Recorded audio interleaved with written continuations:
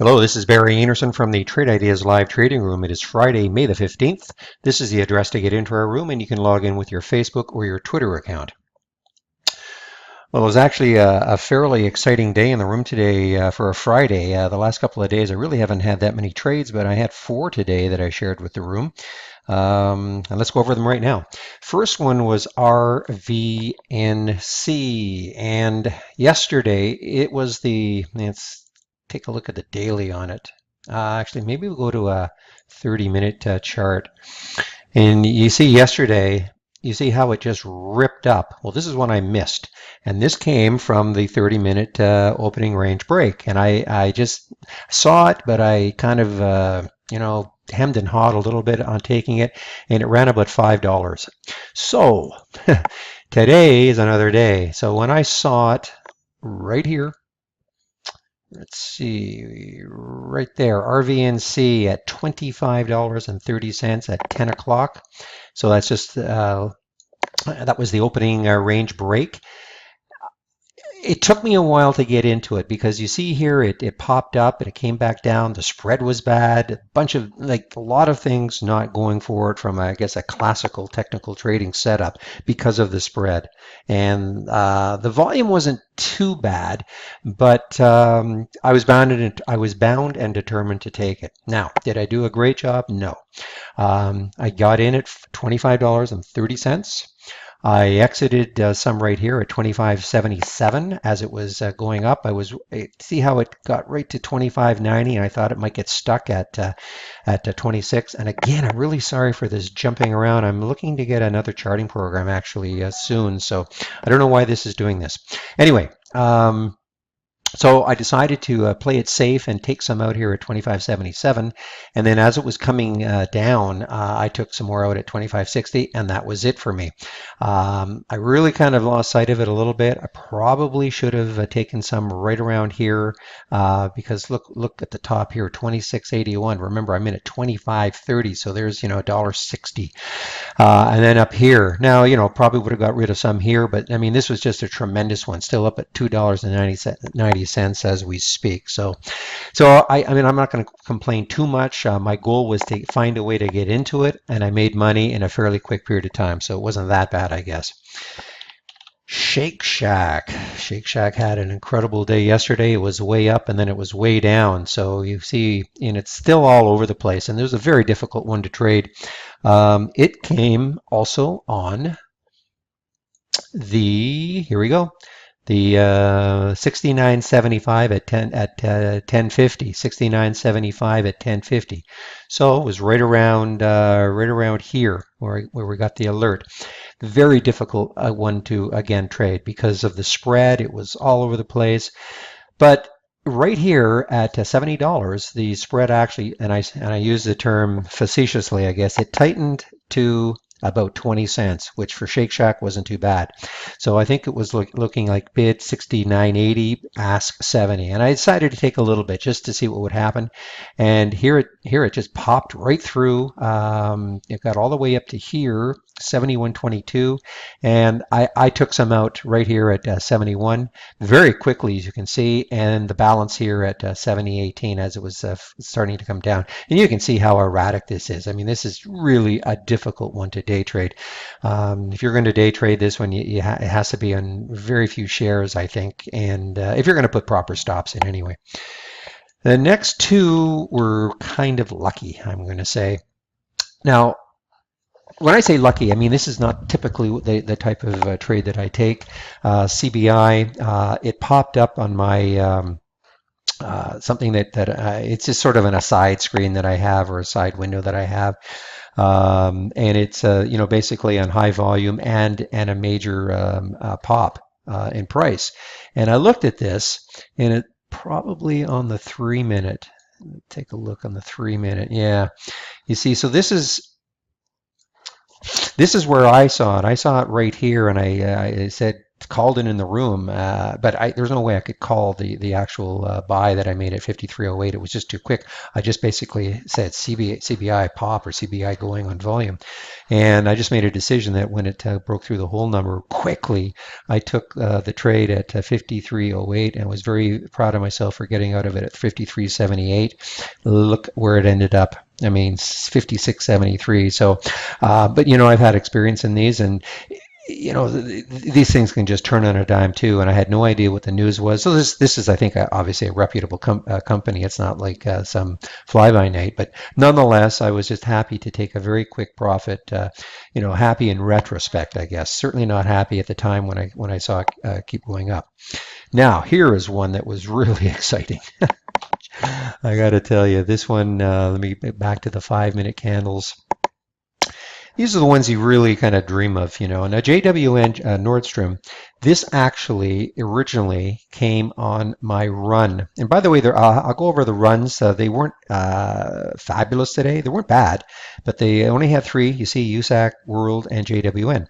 Now, JWN, I'll go over these two afterwards, but JWN at $75. So you see here is $75, but you see here's the pop right through, and it came right back down, and it just touched it here. So it really didn't give you an opportunity to get in, which was fine, because again, on these sort of strategies, I rarely take them like the second I get the alert, especially when it's fairly early. I mean, that alert came at 9:37. It's tough for me to take a trade that early. So anyway, obviously pretty glad that I waited. However, because of that, it was on a watch list because I wanted to put in the alert again for in my brokerage platform, my charting program, to get an alert at $75 if it broke through again. Now, once this action happened, even if it had broken through, I'm not 100% sure I would have taken it because, if it had just kind of consolidated or meandered around this area and then broke out, maybe. But it's come so far down, and then it's really rebounded. So for me to take it on a break of 75, thinking that it could continue going, might have been a stretch. However, what I did do, I kept it on a thumbnail chart. And I watched this action right here at 74. You see, it got down to 74.84. It popped, I think this is, yeah, see, it popped just a little bit over 74, and I said in the room, I'm going to wait for the second break through 74, and I was very fortunate to get some right here at 74.05, and look at the next candle. It literally just flew up. I was fortunate to get out some here at 74.59, and then the balance on this candle at 74.48. I mean, look how crazy this is. I mean, massive candle up, massive candle down. Very difficult to trade this. Let me just see what it's doing, and it's just kind of stuck in this range here. But this was unbelievable to see. I actually had to say it in the room. Wow, and I mean wow, because I'm in, and then it just accelerated, and it looked like it might even get through 75. But anyway, great trade, and it's just one of those ones that I don't say dream about, but I mean, you always love to see that happen, that literally within seconds, you get a candle that looks like this when you're in a trade. Now, let's just take a look at my, I'm still in DXM. That's the swing trade from yesterday. I'm in at $1.20, so there's really no reason to get out of it. I actually had an alert here at $1.35, I think, opening range break very late, right around here, but I didn't take it. But I'll hold on to it, see what happens. If it goes down below $1.20, I will get out of the trade. Now, I said that I would go over a couple of the other trades, the USAC 2240. Now, these worked, but again, they were difficult. 2240 is the alert. So right here, there's the alert. But you see how it sold off immediately, and then just kind of jogged around this area.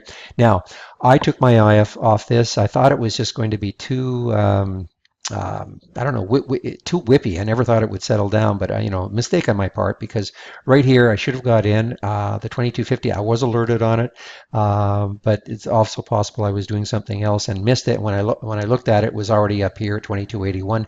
Didn't feel like chasing it, but I really should have taken it about right there and could have ridden it up to 2331 from say even 2260. So it would have been a really nice one. You can see later on it even had a break from consolidation and another pop up through here. So I mean, I can say they worked, not what I wouldn't call they work smoothly, but this one definitely worked. Now the other one was WRLD, World Acceptance, and where was the alert? 8689. So let's see how that one did. And 8689, whoops, right. So right around here, and you see the pop up, came back down. It was very whippy, big spread. Again, pretty tough. Only 302,000 shares have traded, and there's about an hour and 15 left in the market. So I mean, not a lot of trades, not a lot of volume early. So difficult to get into this, but again, an argument could be made that you could have taken it right here. Again, 8689 is the alert. Nah, not really. I mean, this to me was what am I saying? 86. Why am I up here? Sorry about that. 8689. So yeah, so right here. So yes, it popped up, and it was just so erratic though, and you see it kissed right down here, and I probably should have kept a better eye on it, but again, the volume just wasn't that great. But I could say that it worked to a certain extent, but certainly not beautifully. And I'm not going to try to say that this, yeah, the run was spectacular today. But nonetheless, it still gave a nice, it gave a reasonable return if you were patient. One other one I want to show you here, I had on the gap and go. Let's see how this one did, and I didn't take it. A lot of stuff happening. Hard to, yeah, this one worked pretty nicely. The gap and go, only two gap and goes today. I'll see how this one went. But Holly, 2411.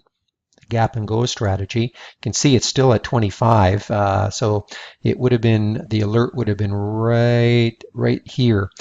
So pulled back a little bit, and then it really went. So that one worked very well. And the other one was CUC. Let's see how that one did. CUC, and the alert was at 49.51, and it probably has not done well. I mean, it's not terrible. It's not like you're going to lose a lot of money. The alert first came here. Again, I tend to wait anyway, so I wouldn't have got into it right away.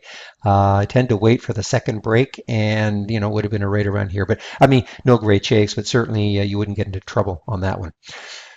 Okay, so Dan came into the room today and gave us a little indication about what the pricing could be. If you don't have the odds maker, then the optimized channel and all these things that we're talking about in the room, and some of the these optimized strategies that I'm posting right now for free, we'll start to charge for them, and it'll be I think he's talking about $99 a month. For access to the optimized channel. If you don't want the optimized channel, that's fine. But again, it'll be $99 a month, unless, of course, you have the odds maker. If you have the odds maker, you'll get access to that channel. So if you don't have the odds maker right now, again, the deal right now is $899, which gets you a full year of trade ideas, plus the odds maker for life. Now, $899 works out to $75 a month. So if you're already paying $75 a month, I know maybe it's tough to come up with $899 up front, but if you were planning to stick around with trade ideas for a year, and you had $899 hanging around, you're going to get the odds maker for life, and then have access to these great strategies that the guys at Trade Ideas are constructing for us. So just food for thought. I'm not trying to force anybody into anything obviously they don't want to do, but I just don't want people to be left behind thinking, oh, I didn't know about that, and what can we do now? So anyway, there's my sales pitch for the week. Let me just bring back the cover page. Here again is the address to get into our room. Hope everybody has a great weekend, and we'll see you in the trading room on Monday.